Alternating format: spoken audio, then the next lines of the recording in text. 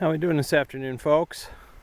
What I'm showing you here is a grapevine that I planted about 3 years ago, I think it is now. It was the end of the season and Tractor Supply was selling grapevines. I think it was like 10 bucks I paid for this. These are Concord grapes. And I just put this, basically this setup here where I've got posts and then wires across for the grapes to grow on. They're just starting to really spread out. I've been pruning them the last few years.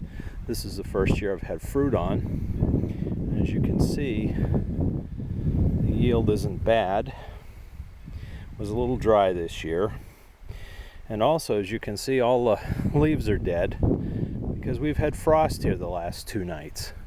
It's only near the third week in September, but we've had this cold snap that's hit. It's supposed to be frost again tonight, and then by next week we're back into the mid-70s. So what are you going to do? But at any rate, I planted these here on this hill. They usually say that grapes do best in well-drained soil, so I'm on a little hill here in the yard. I had to put this chicken wire kind of makeshift fence around these earlier in the summer because the chickens, when I put them out in the afternoon, were coming over here and were picking at and trying to eat the half-grown green grapes. I don't know what in the world they thought they were going to get. Certainly wasn't anything that I'm sure tasted good, but to keep them away from it, I had to do that. So what I'd love to be able to do here eventually is to put some type of a gazebo-like structure and then have the vines grow up and around that like an old-fashioned grape arbor.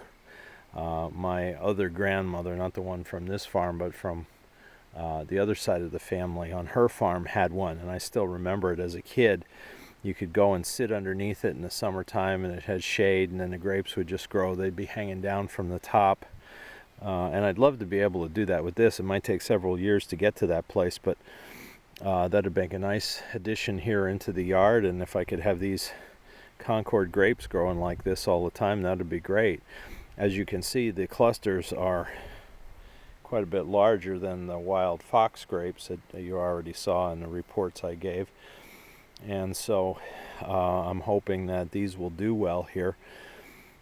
What we'll probably do with these is just do the grape drink. I don't really have enough to do much else, not enough for jelly, and my wife already started a batch of wine, but I know I won't get enough grapes out of these for another wine batch. So probably just do the grape drink this year and hope for the best next year. But we'll see. I'm gonna harvest them today because I don't know how frost resistant grapes are, and like I said, this will be the third cold night, so I'm afraid that I don't want to lose them either, you know, that they would get damaged from the frost. So I'm gonna harvest them here this afternoon, and we'll go from there. But I just wanted to show you, this is like a supplement to our grape harvest.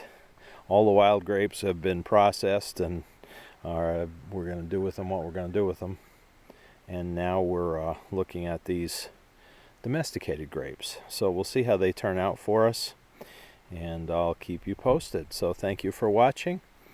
Please subscribe to our channel and hit the notifications bell. Thank you for the new members that we've been getting. Our site is growing a bit, and we hope you're enjoying these little videos of country living on a shoestring. Thanks again. Bye. Well, there we go. There's the end result of the Concord grape harvest.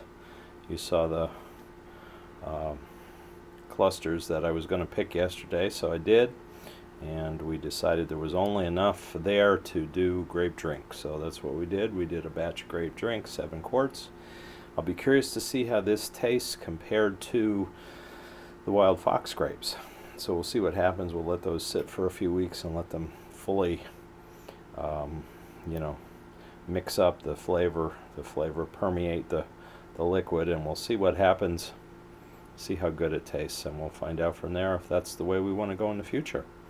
So thank you for watching, and we will give you more videos about our harvest this year. It's been pretty amazing. So please subscribe if you haven't, and hit the notifications bell when we post new videos.